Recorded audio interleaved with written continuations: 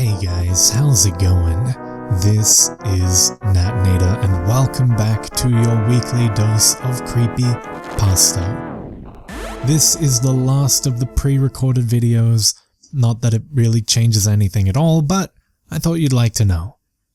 Tonight's story is about nightmares and monsters, so you better tuck in extra tight and enjoy. But before this tale, I want to thank the members of the Coven over on Patreon. Shoutouts as always to the Disciples: Auntie Pat, Backwards D-Dog, Bubbly Panda, Tiffany, Tomboy Top Uwu, Patrick White, Common Sense Connoisseur, Rashad Koake, Mellow Moopies, and Adrian Velasquez. Thank you all so much for your continued support. I really do appreciate you guys so much for all that you do. Now, as always, turn out the lights, get comfortable, and let the story begin.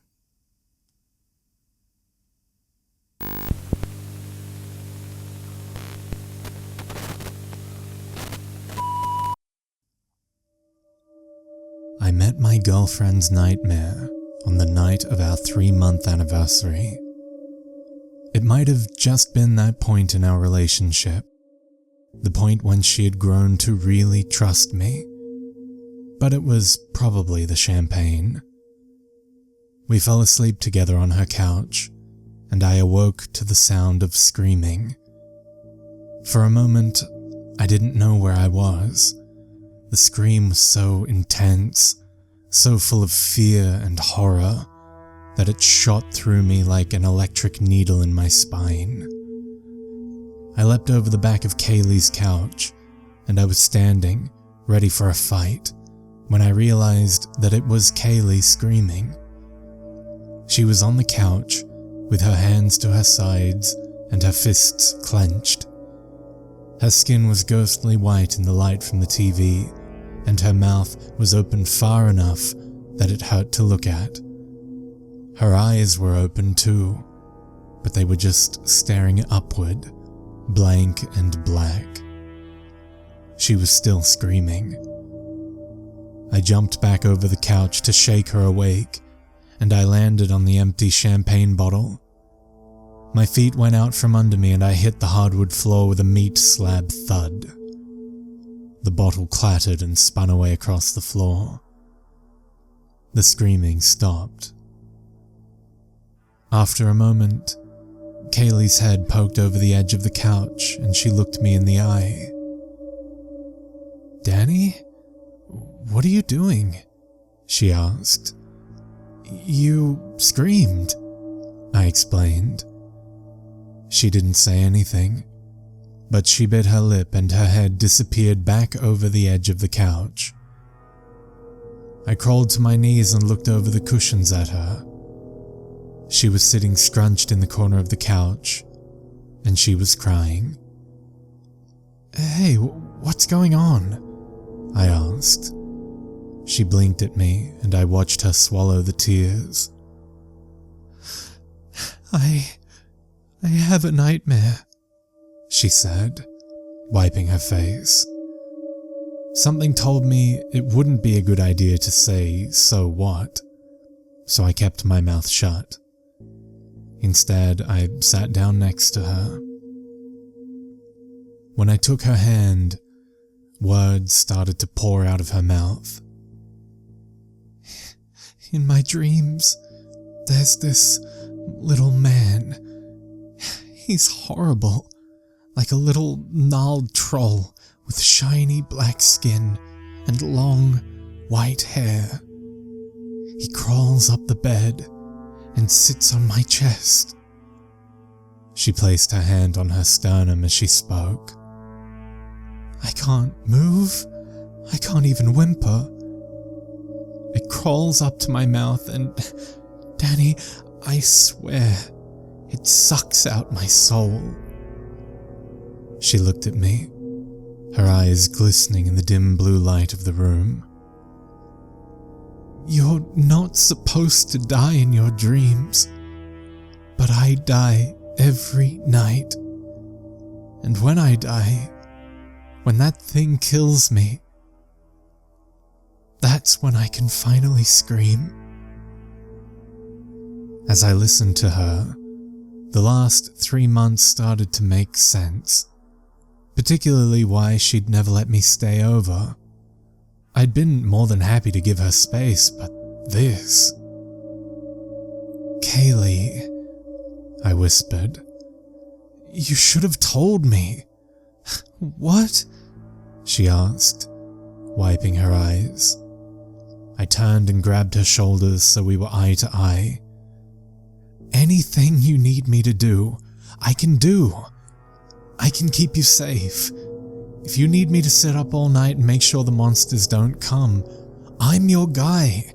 Hell, I'll sleep at the foot of your bed and be your guard dog." I gave her a shake. "I'm your guy." She stared at me in silence. Her dark eyes searched my face. "Kaylee, I love you. I won't let you be scared for 1 second more than I have to. I promise." And that's what we did. I slept beside her that night, my arms curled around her protectively.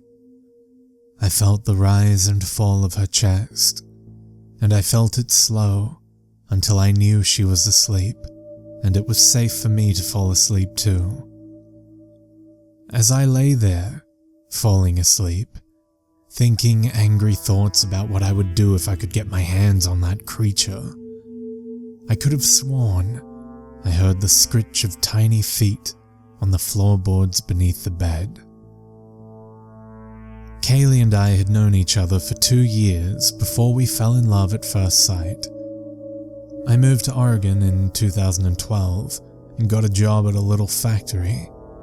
I'm not going to name names, but we make fruit baskets. She was a receptionist and the first person I saw on my first day. Every day, for 600 days, I walked past her desk and we said hello and generally ignored one another. A day of angry, pounding rain changed that. The road to the office had become a river. I saw a little metallic blue Honda abandoned on the shoulder, and Kaylee, drenched and wretched, hiking along the road with her head down and her dark hair a dripping sheet over her face. I had to pull over. I couldn't leave her like that. After work, it was natural to ask after her car and to offer her a ride when I learned it was in the shop for a week. The next night, it seemed just as natural to ask her to dinner first. I'd started our relationship by protecting her, and I think that was why it was so easy to make the promise to protect her from the nightmare. But I didn't know that it would be an impossible promise to keep. Every night, I lay beside Kaylee, listening to her breath and waiting.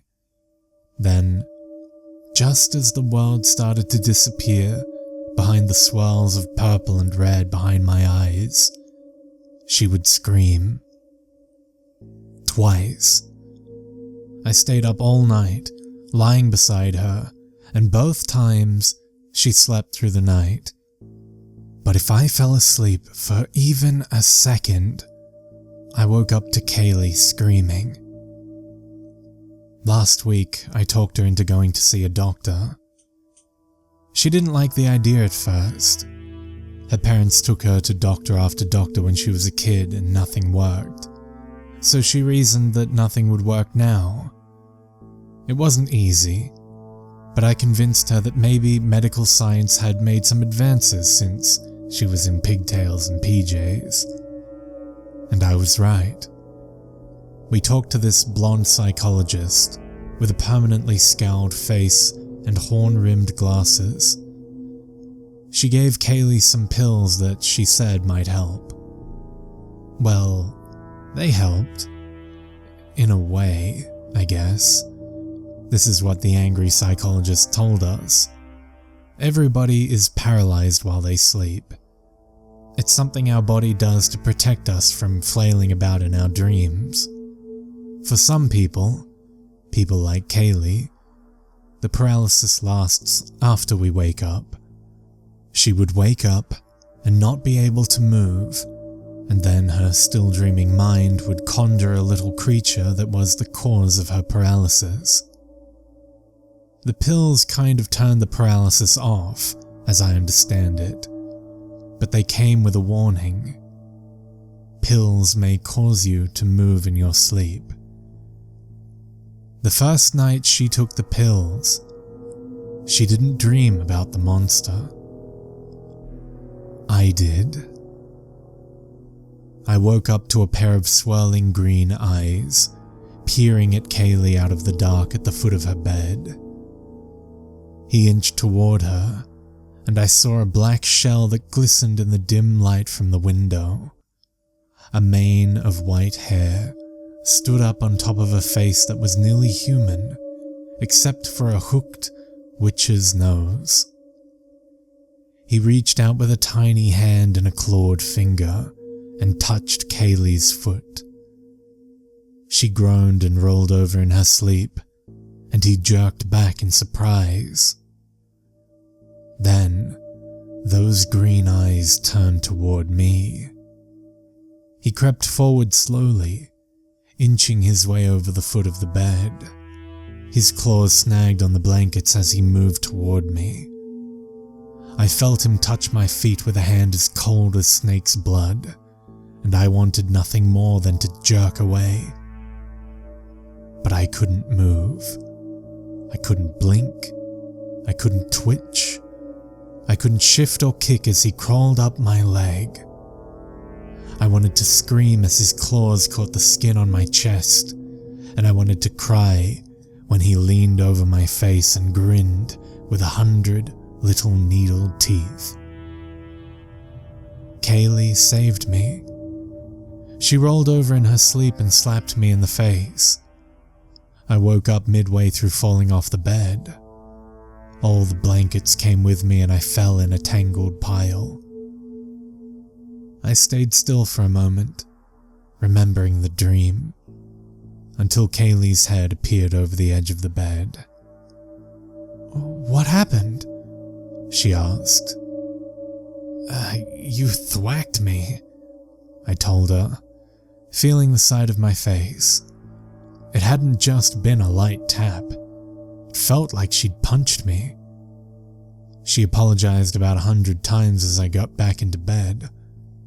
I told her it was okay, but I was distracted. I could have sworn I saw something under the bed. A pair of green lights that faded into the shadows almost as soon as I saw them. The next morning, Kaylee and I had a fight on the way to work. "You don't think I've tried to get help before?" she demanded. I swerved around a little white sedan and pulled into the fast lane. The ancient blue Chevy I drive doesn't have much on maneuverability, but it's imposing and people usually get out of my way. "I don't know. You won't talk about it," I said back, a little louder than was strictly necessary. "But I do know that you don't quit therapy after one session." "Fine!" Kaylee yelled, much louder than me. You want to know? You want to know how my screaming in the middle of the night would wake up my parents? How I slept with a nightlight until college? You want to know how my parents took me to the doctor and the doctor accused my dad of abusing me? That the doctor blamed it all on stress, and the only way a little kid could be stressed out was if my dad was... I've had night terrors for a long time, Danny. I dreamt about a little creature that sits on my chest and sucks out my life. I feel myself die every damn night. She didn't say anything else, and I didn't know what to say. Kaylee looked at me and, very quietly said, "Go ahead and do it, Danny.